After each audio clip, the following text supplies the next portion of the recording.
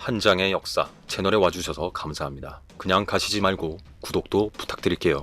임진년인 1592년 4월 한양의 조정은 부산에서 올라온 계문으로 혼란스러워집니다. 14일 외적이 크게 군사를 일으켜 침략해와서 부산진이 함락되었다는 것입니다. 선조는 일찍이 왜구의 침략이 있을지 모르니 대비를 하고 있겠노라는 보고를 받은 상태였습니다. 그러나 부산진 첨사 정발은 절영도에 사냥을 나갔다가 왜적이 몰려오는 것을 보고 성으로 급히 들어갔으나 적군이 수백 겹으로 에워싸는 바람에 그만 전사했다고 합니다. 게다가 좌수사 박홍은 적의 군사가 많은 것을 알고 군사를 움직여보지도 못하고 겁을 먹고 성을 버리고 경주로 달아났다고 합니다. 그리고 왜적이 군대를 나누어 서생포와 다대포를 함락시켰는데 다대포 첨사 윤흥신도 대항하여 싸우다가 전사했다고 합니다.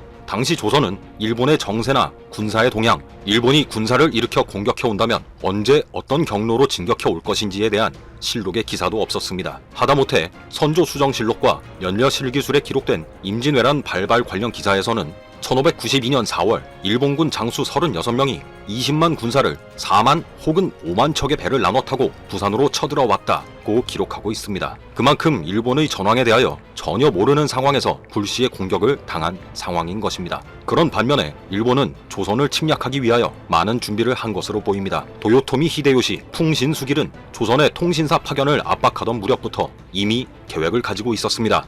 조선에서는 풍신수길이 요구하는 통신사를 문자 그대로 받아들여 신의를 가지고 이웃나라끼리 통교하는 사절이라 여긴 반면 풍신수길은 조선 국왕이 자신에게 항복을 표하는 사절로 여긴 것입니다. 당시 풍신수길은 대마도 도주에게 편지를 보냈었는데 그 내용에는 조선의 국왕이 바다를 건너와 입조할 것이라고 해서 기다렸지만 통신사가 오지 않고 늦어지고 있다고 합니다. 그러면서 고니시 유키나가와 가토 기요마사에게 군대를 주어서 조선으로 가게 할 것을 결심했다고 합니다. 풍신수길은 대마도 도주에게 조선으로 건너가서 조선의 왕에게 금년 여름 안으로 입조하게 하라고 하며 조금이라도 늦어질 경우 고니시와 가토로 하여금 정벌에 나서게 할 것이라고 합니다. 결국 조선의 통신사가 일본에 갔고 그것을 조선이 일본에 항복한 것이라고 간주한 풍신수길은 조선이 일본에 복속됐으니 중국 정벌에 나설 생각을 하고 출정 준비를 진행한 것입니다.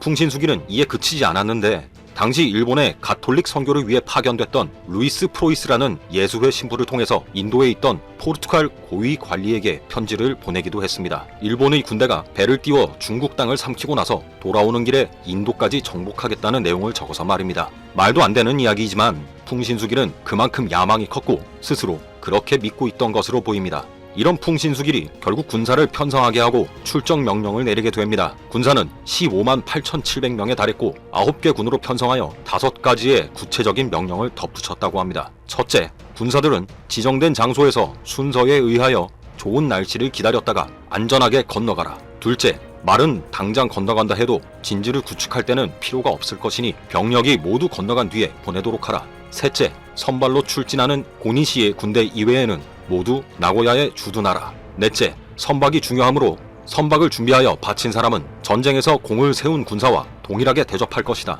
또한 조선으로 건너간 배는 다시 돌려보내서 다음 병력을 수송하는 데 이용할 수 있도록 하라. 다섯째, 조선이 명나라 정벌에 동의하지 않고 항거할 경우 조선 근처의 섬에 먼저 상륙해서 병력을 정렬한 다음 차례로 육지로 상륙해 진격하라. 일본은 이런 준비를 하고 있는 상황에 부산진 첨사 정발은 한가롭게 절영도에 들어가서 노루 사냥을 하고 있었던 것입니다.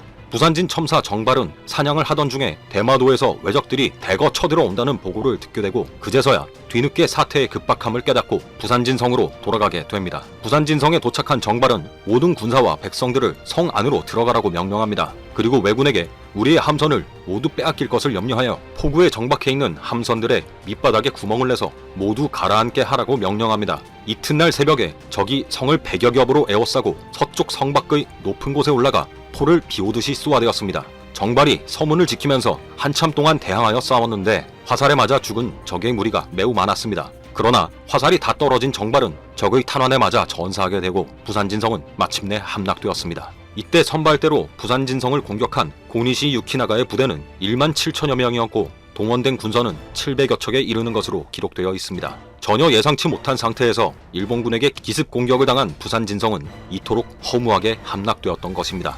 그렇게 임진왜란이 발발하게 되며 7년 동안이나 전쟁이 이어지게 됩니다. 그 뒤로 이 소식을 듣게 된 전라 좌수사 이순신과 경상 우수사 원규는 어떻게 방비하여 임진왜란에 임하게 되는지 다른 역사의 장에서 이어지게 됩니다. 구독해 주실 거죠? 부탁드릴게요. 감사합니다.